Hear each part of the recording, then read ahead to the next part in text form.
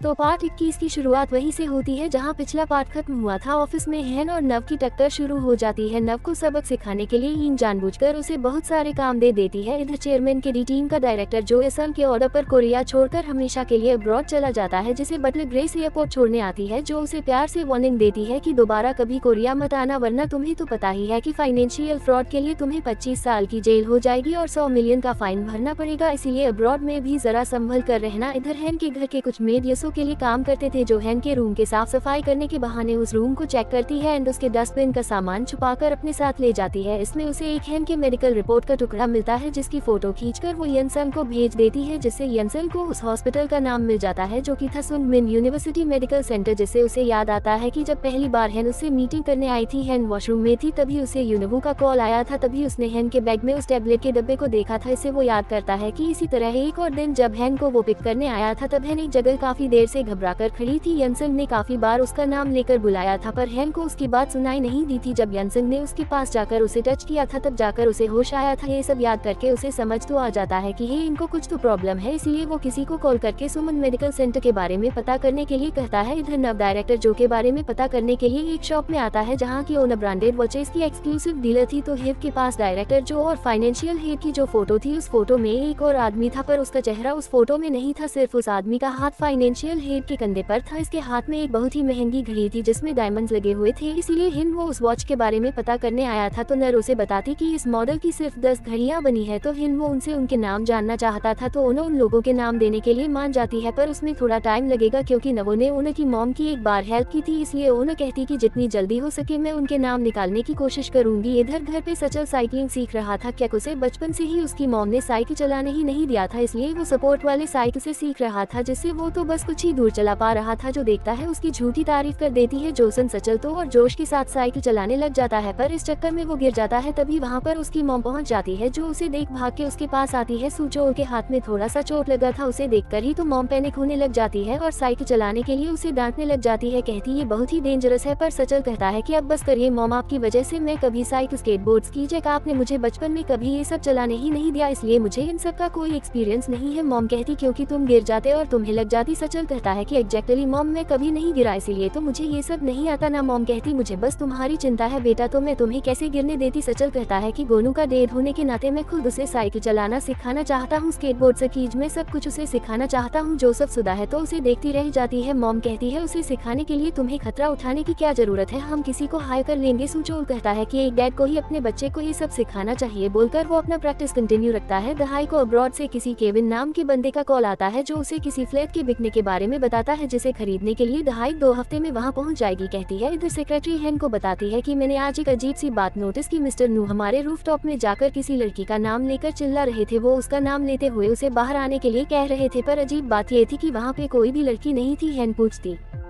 कि वो किस नाम से बुला रहा था। सेक्रेटरी की कहती कि वो योन सुक नाम से बुला रहे थे। कहती कि मैं इस नाम को पहचानती हूँ, इसलिए अब इस बारे में बात करने की कोई जरूरत नहीं है। ये कहकर वो सेक्रेटरी को जाने के लिए कहती है। कुछ सोचने लग जाती है। इधर हेन के डैड अपने दोनों जासूसों को बुलाते हैं, जिन्हें इन्होंने ही नव के पीछे लगाया था। तो नवो पिछले कुछ दिनों में कहाँ कहाँ गया था और किन किन से मिला था, वो सारी इन्फॉर्मेशन दोनों बताते हैं। इसमें से कुछ जगह थी जहाँ वो टिपिकली नहीं जाता। एक था कॉइन बेसबॉल, जहाँ वो हर शाम 5 बॉलर्स खेलने जाता, और दूसरी जगह थी ग्रैंड मास होम कुकिंग, जहाँ वो डिनर करने जाता था। उनके डैड पूछते हैं कि किसके साथ जाता था, तो ये दोनों बताते हैं कि हर जगह वो अकेले ही जाया करता है। कुछ दिन पहले हमने उसे एक पार्क में भागते हुए देखा था। वो कुछ तो चिल्लाते हुए भाग रहा था, जिसका ये दोनों उन्हें वीडियो फुटेज दिखाते हैं। साथ ही में एक और वीडियो में वो सैड सॉन्ग गाता हुआ जा रहा था, जो सब देख इनके डैड पूछते हैं कि आखिर इसे हो क्या गया है, ये इस तरह बिहेव क्यों कर रहा है। आगे ये दोनों बताते हैं कि घर आते हुए न वो एक बिल्ली को हमेशा खाना खिलाता है, जिसका नाम इसने एंग रखा है। इनके डैड पूछते हैं कि इसका मतलब उसका किसी के साथ कोई अफेयर नहीं है, या कहीं वो सीक्रेट किसी लड़की से मिलता तो नहीं है। ये दोनों बताते हैं कि बिल्कुल नहीं। आगे ये बताते हैं कि हमने योन का फोन भी हैक कराया था, उसके फोन में भी किसी लड़की का कोई फोटो वगैरह नहीं था, सिर्फ उस यंग नाम के बिल्ली का और हैंड फोटोज थे। और इतने ब्यूटीफुल फोटोज अगर कोई आदमी अपनी वाइफ के खींचता है, तो वो आदमी उससे कभी डिवोर्स नहीं लेना चाहेगा, बल्कि ये तो सच्चे प्यार की निशानी है। तो डैड इन सब के बारे में हैन को बताते हैं। हैन कहती है कि वो अच्छे से जानता है कि उसके पीछे हमेशा 2 आदमी रहते हैं, इसलिए अब तक तो उसे इन दोनों को चकमा देना आ ही गया होगा। डैड कहती है कि एक बात पक्की है कि उसका किसी और के साथ साथ अफेक्ट नहीं है। एन कहती कल सब पता चल ही जाएगा, बॉडी टीम का रिजल्ट आएगा। पर अगले दिन रिजल्ट में सब कुछ क्लियर आता है। नव का सारा डाटा, डॉक्यूमेंट वगैरह सब कुछ सही था। घोटाले से दूर दूर तक उसका कोई लेना देना नहीं था। न उसे हिनू के मनी ट्रांजैक्शन के बारे में पूछती है। सेक्रेटरी उसे बताती कि सारे विथड्रॉवल है, बस एक को छोड़कर। उन्होंने हाल ही में एक बड़ा अमाउंट विथड्रॉवल एक फ्लावर शॉप में खर्च किया है। तुरंत पहुंच जाती है उस फ्लावर शॉप में, जहां से उसे पता चलता है कि नुबू काफी दिनों से किसी किम मिंजी नाम की लड़की के एड्रेस पे फ्लावर्स भिजवा रहा है। उस एड्रेस पे पहुंचती है तो देखती कि वहां तो फ्यूनरल चल रहा है और किम मिंजी उसी के डिपार्टमेंटल स्टोर में काम करने वाली उस एम्प्लॉय का नाम था। इसकी मॉम की तबीयत खराब थी, बट सैडली उसकी मॉम अब नहीं रही, इसलिए हिनू हेन के नाम से कंडोलेंस फ्लावर भिजवा रहा था। इवन पैसे देकर फ्यूनरल में भी काफी हेल्प की। मिंजी हेन को शुक्रिया अदा करती है तो हेन उसे कंसोल करती है। मिंजी और उसकी बहनों को रोता हुआ देखकर हेन को भी बहुत बुरा लगता है। हेन बाहर आने लगती है, तभी हिंदू आ जाता है तो उससे पूछती कि तुम मेरे नाम से ये फ्लावर्स क्यों भिजवा रहे थे। न वो कुछ कहे उससे पहले ही कहती कि अपना नाटक बंद करो, तुम्हें देखकर ही मुझे नफरत होती है। अगर फिर से मेरी मेमोरी चली गई ना, तब भी मैं तुम्हें नहीं भूलूंगी और जो तुमने मेरे साथ किया उसके लिए मैं तुम्हें कभी माफ नहीं करूंगी। आखिरी दम तक मैं बस तुमसे नफरत करूंगी, इसीलिए तब तक चुपचाप रहना और जब जाने के लिए कहूँ तब निकल जाना। ये बोलकर वो चली जाती है। यहाँ से वो यनसेंग से मिलने आती है, जहाँ यनसेंग उसे हरसाना वालों की कंडीशन बताता है और कहता है कि उन्होंने हमारी सारी कंडीशन मान लिए है। न कहती है हमारे से तुम्हारा क्या मतलब है। ये सोन कहता है आई मीन टू से तुम्हारी कंडीशन। अब जाकर हेन को उस पर थोड़ा डाउट होता है तो उससे पूछती है कि तुमने मेरी इतनी हेल्प की पर तुमने कोई फेवर नहीं मांगा, अगर तुम्हें कुछ चाहिए तो बताओ, मैं तुम्हारी हेल्प कर दूंगी। यनसेंग कहता है जब तुम फेवर की बात कर ही रही हो तो मैं चाहता हूँ कि तुम यनू को डिवोर्स दे दो, मैं तुमसे यही फेवर चाहता हूँ। वैसे भी तो वो तुम्हें डिवोर्स देना ही चाहता था। हेन को ये सुनकर बिल्कुल भी अच्छा नहीं लगता। कहती है ये मेरा पर्सनल मैटर है और ये पूछकर तुम फिर से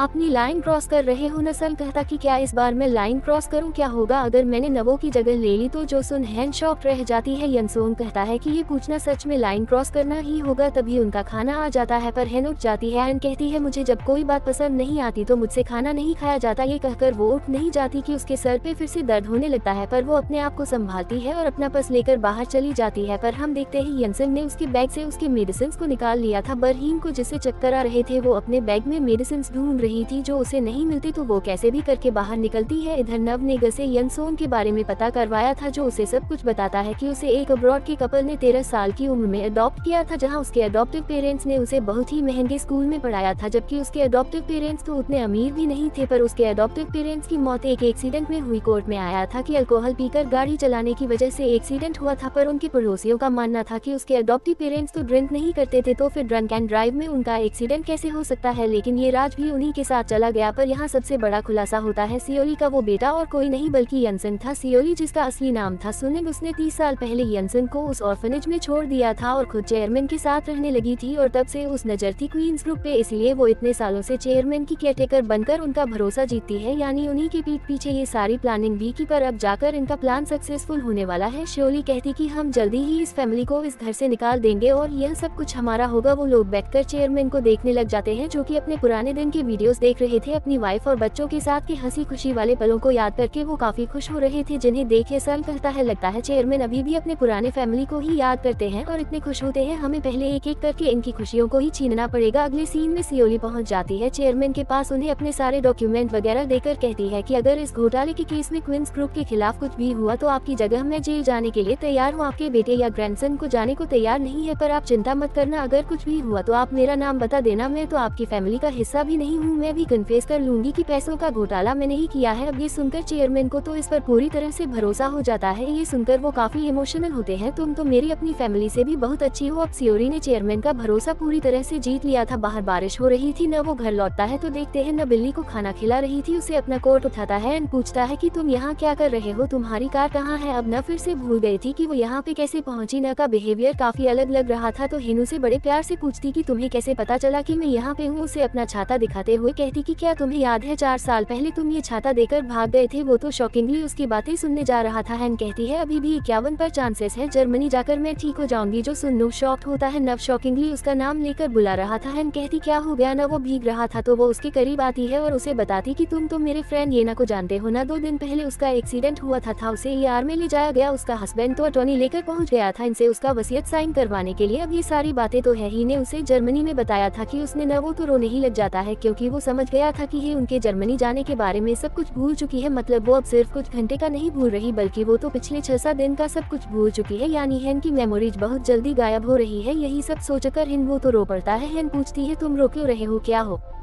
गया तुम्हें हिन, वो उसे सॉरी कहता है। न पूछती किस लिए तो हिन वो उसे गले लगा लेता है और न के बारे में सोचकर वो तो रोने ही लग जाता है। न उसे कंसोल करती है एंड आई लव यू कहती है। जी सुन हिनू तो और ज्यादा रोने लग जाता है। इसी के साथ एपिसोड का एंड यहीं पर होता है। पर अगले सीन में हमें 4 साल पहले का सीन दिखाया जाता है। तो न हिनू को कंपनी के रूफटॉप ले गई थी जहाँ उसने यूनबू से ये मजाक में कहा था कि हमारे रूफटॉप में एक रेकून है जिसका नाम है यंगसुक। जब आसपास कोई ना हो तब उसे बुलाने पर वो बाहर आती है। यूनबू को ये सब झूठ लग रहा था पर हिन ने उसे इस तरह से बताया था कि हिनू ने उसकी बात पर बिलीव कर लिया था। इसीलिए हिनू प्रेजेंट टाइम में यंगसुक को बुला रहा था बात करने के लिए। हिन जोशी के बारे में सोच रही थी। कहती है कि नव कितना बेवकूफ है, उसे अभी भी इस बात पर भरोसा है। क्या वो मेरी हर बात पर भरोसा करता है? तभी वो मुझसे शादी करने के लिए मान गया था जब मैंने उसे कहा था कि मैं उसे कभी रोने नहीं दूंगी और हमेशा खुश रखूंगी। इसी के साथ आए लग यहीं पे खत्म होता है। पर अगला पार्ट बहुत ज्यादा इंटरेस्टिंग होने वाला है कि अगले एपिसोड में विंसेंजो की एंट्री होने वाली है। तो वीडियो पसंद आए तो वीडियो को लाइक कर देना। चैनल पर पहली बार आए हो तो do subscribe and hit the bell icon. जल्दी ही मिलते हैं अगले पार्ट में, तब तक के लिए take care and bye bye.